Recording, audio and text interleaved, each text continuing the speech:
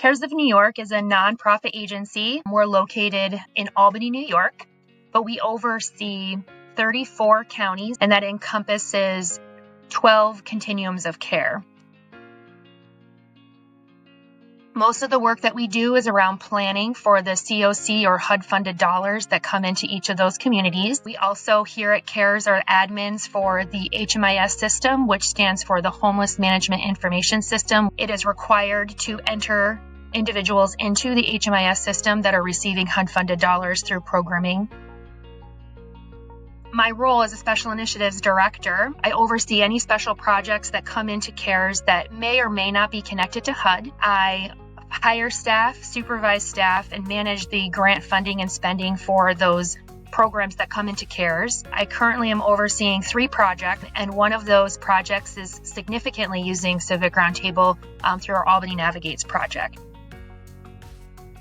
Pre-Roundtable, most of our communication has been through email and through Teams meetings.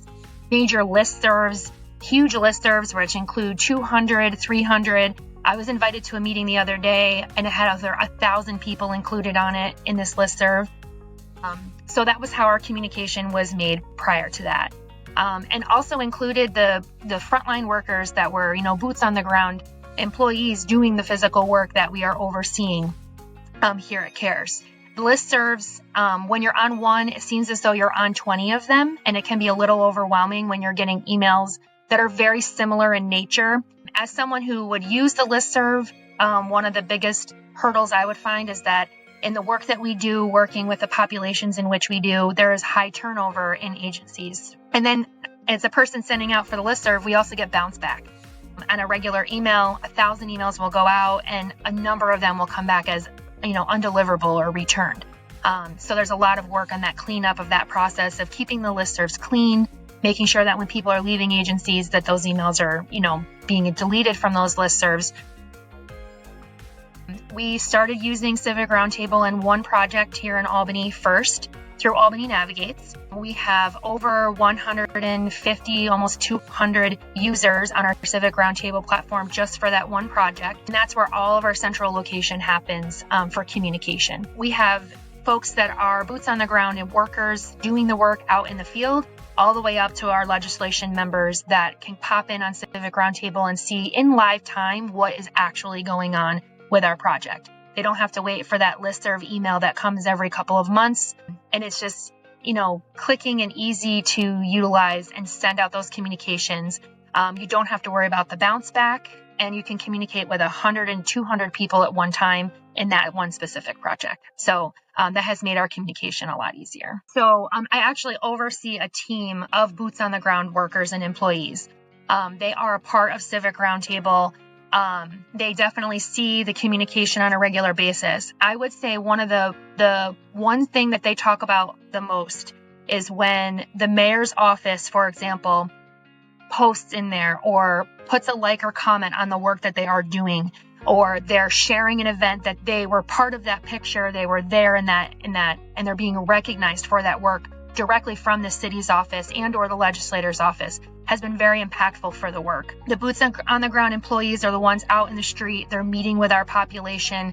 They're seeing the nitty gritty, but they're also able to share the highlights of that work. And having those people who do sit behind the desk and make the decisions about money and funding comment and like those things has been very impactful to the work that they're doing. They know that they're being seen, kind of keeps them motivated and keeps them going.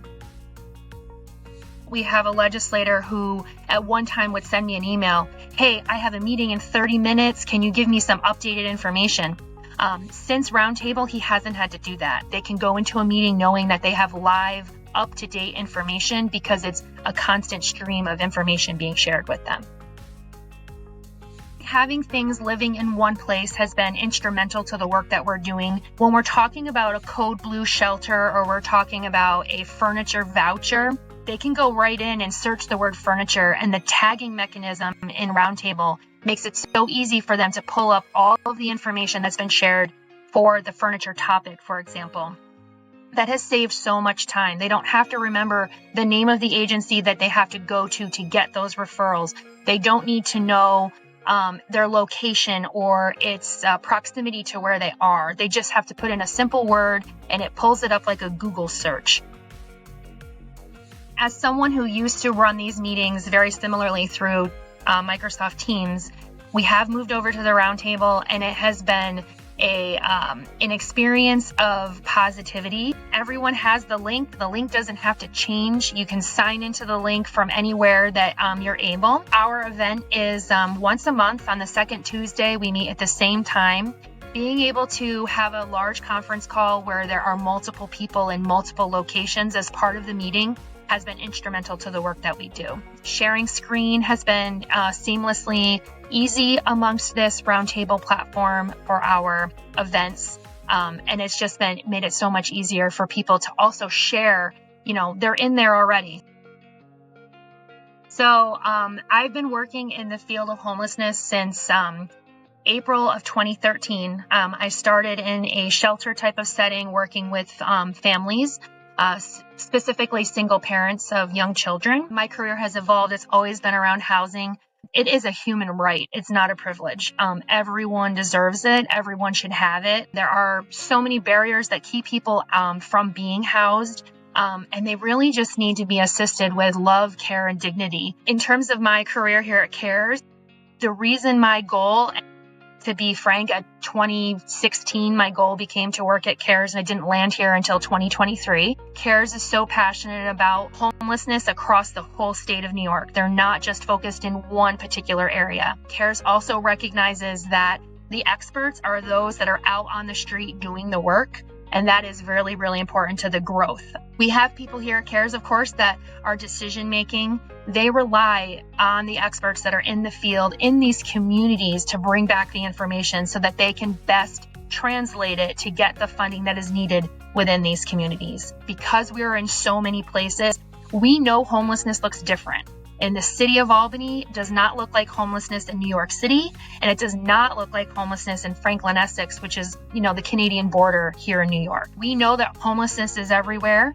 We know it looks really different, and we really want the folks that are out doing the work to bring back the information so that we can help make changes from the top down into the communities in which we serve. And I believe CARES does a really great job at that, with compassion and with dignity for all people that we serve. Those folks that are on the streets doing the work, working with the people, bringing that into our agency to make our agency bigger and better at the work that we're doing.